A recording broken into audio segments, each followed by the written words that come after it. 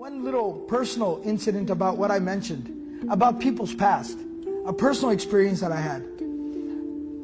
I was at a masjid where I was leading the prayer.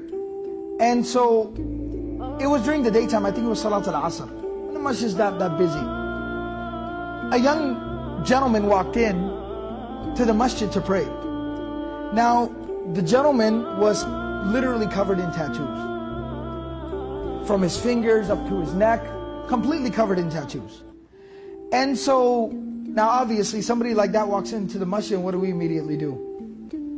Reach for your phone, right? Something bad's about to happen, right? So obviously people get nervous. So we were actually walking in for the prayer, the iqamah was being called. I said, Assalamu alaikum, he said, Wa alaikum assalam. We went in and we prayed. After salah, I turned around, I said, first time I had ever seen him there at the masjid. I said, Assalamu alaikum, brother, never seen you before.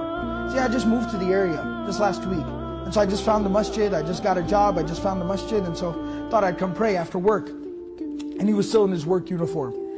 So I said, okay, mashallah, welcome. And so then I started talking to him. Where are you from? Where'd you grow up? What's your name? Started getting to know the brother. And he starts talking and talking, and he starts telling me his story, kind of his story. And he says that he's actually of Thai background. Eastern Asian, Thailand. His folks are from Thailand. He's of Thai background. And he tells me that his uncle was really caught up in the crime ring, in a lot of drugs and a lot of crime where he grew up. In California, his uncle was caught up, he was like a gang leader, he was really, really bad, involved in a lot of horrible stuff. A lot of crime, a lot of bad stuff. He said growing up, his mother tried to shield him and protect him from that the whole family history there and the family situation, but he said that eventually he joined the family business. He said like around 14, dropped out of school, started, slinging drugs, selling drugs on corners, started committing crime, started robbing people, drive-bys, the whole bit. Got involved in the whole scene. And he said by the time I was 23 years old, I'd already been to prison twice. Horrible life, just crime all the time. And he said when I was 23 years old, I was arrested for the third time. Now in California, they have 3 strikes. And you're in jail for life. That's it, you're done.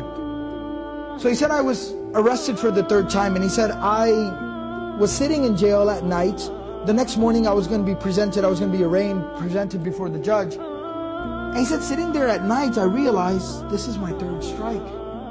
And he said at that moment it finally hit me, my life is over.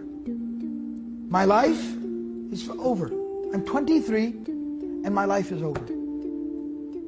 And he said at that moment it just sunk in. Because when you're caught up in that whole lifestyle, you don't think. He said it sunk in and it hit me. My life's over. So he said at that moment, I just couldn't help myself. He said in my cell, I fell into sujood. I did sajda.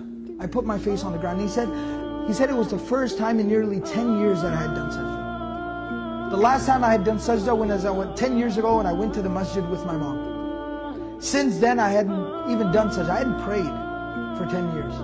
He said I did sajda, and at that moment, life changed. He said I cried all night long. And I made dua to Allah, and I said, oh Allah, I realize what I've done with my life. Give me another chance, another opportunity. I'll change my ways. And I will totally change my ways. And he said at that moment, I felt like I needed to make an intention. What am I going to do? Allah, if you save me from this moment, what will I do with my life? And he said, I remember when I was a child, my mom always had one wish. And that was I would become a hafiz of Quran. She said, oh, your grandfather was a hafiz, but your uncle went bad, and everybody in your family didn't follow in your grandfather's footsteps. I want you to be a hafiz and revive that tradition that your grandfather had. Be a hafiz of Quran.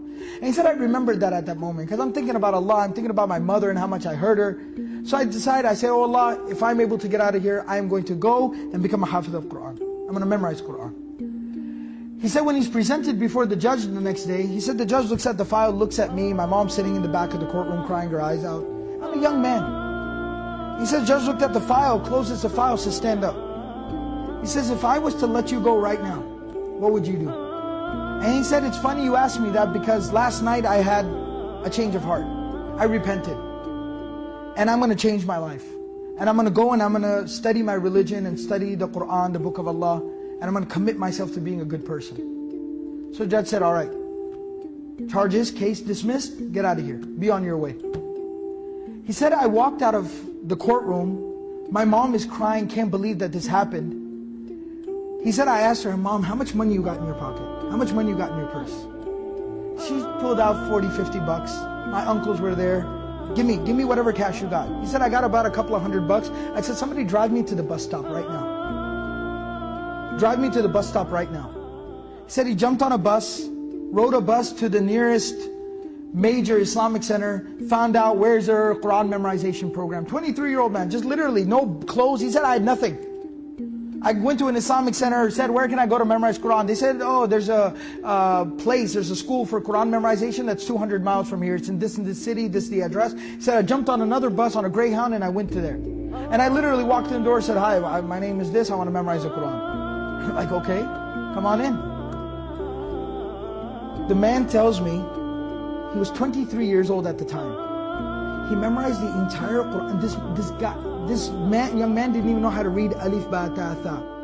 He started from scratch. He memorized the entire Quran cover to cover in 8 months.